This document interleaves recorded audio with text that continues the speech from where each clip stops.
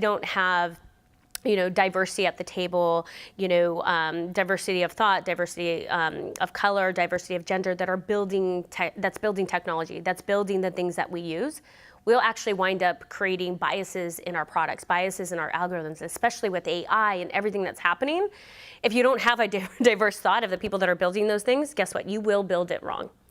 And it will take decades, if not impossible, to reverse.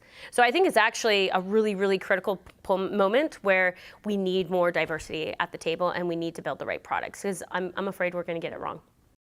Conferences like this, where they focus on women in engineering, I think is actually very, very critical.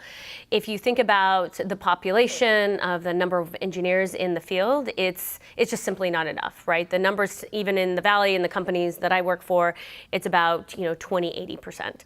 So 20% women, 80% men. And if you think about the products that you're building, you need to make sure that it represents the diversity of your workforce. And so that is what I think is key. And if you're not paying attention to it, if you don't focus on it, the same products that you build, the same challenges they have, they're always going to be there. So I think when you focus on getting a community together that's interested in the same thing and being more intentional about a different outcome, it's so important. I just was at a panel right now, and there was maybe 2 men that were in the audience, which is amazing. Male allyship is so important, but the women, they're all facing very, very similar challenges. And so when you bring a group of people together that are facing the same challenges and they tend to talk about it, guess what? Solutions come about where they can solve those things together and also approach and be able to scale it. And then you also have, which I love when there's men in the audience, they also can be those advocates and those allies to help, make a difference as well. So I think it's very, very critical. And to be honest, I've been talking about women in technology for quite a while based on my own experiences. And it can get frustrating sometimes because things don't move as fast as you want. And you have to remember it's a marathon, it's not a sprint. You have to be intentional, you have to continue to talk about it. And so that's why I'm always inspired to come to events like this, because it re-energizes me. Do I see myself as a role model? Yes, I do. And at times it's interesting. I would say early in my career, I probably felt I need the role models. I am not a role model, but I think no matter what your position is and no matter what level you're in, you're always a role model. And I think in those moments that you could do something different or create a different outcome that maybe would have been there without you doing something different, I think that's a role model moment. So I think we can all be part of that and also feel a sense of autonomy and ownership to use the voice that we've earned to help be role models for everybody.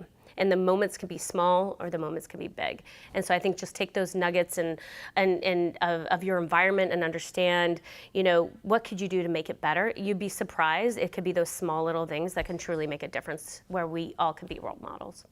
That I would give to women to get into this field is that you need to start creating a community, create some allyship. And it is going to be challenging when you're the only woman in the room. So I think what's important is start to create those allyships with men and women and just keep on going. It is tough. There's so many times I wanted to give up. There's so many times I felt like I didn't belong.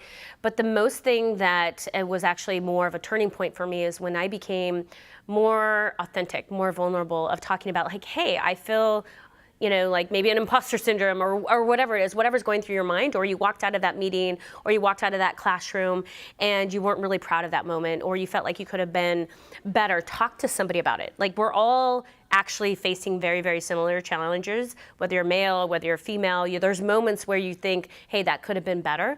Talk to someone about it. And it's amazing once you do that, someone else will say, oh gosh, I felt the same way, this is how I handled it. And so I think the best advice that I would give is that you're continuing to always learn.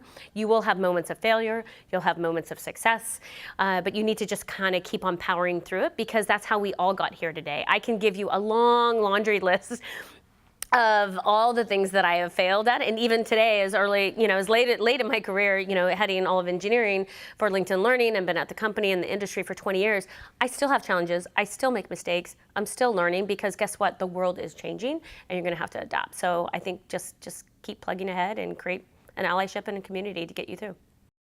when you have a sense of belonging, you have the male allyships, you have the female allyships, it just feels better. So I think it's not just the number of the ratio of gender in the room, it's about the allyship where everybody cares about the same thing.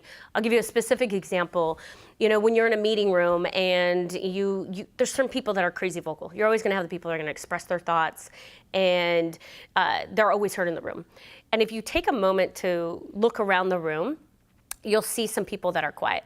It could be men, women, a lot of different folks. And it's, I think, your moral obligation to pull them into the conversation and ask them, what do you think? And it's amazing when I do that, they have a ton of things to say. It's just they don't know how to interject, or they feel that moment of not belonging, or I don't know what it is, but the more inclusive that we can be and have more folks in the conversation is key. So I think it's our responsibility to make sure that we bring people forward.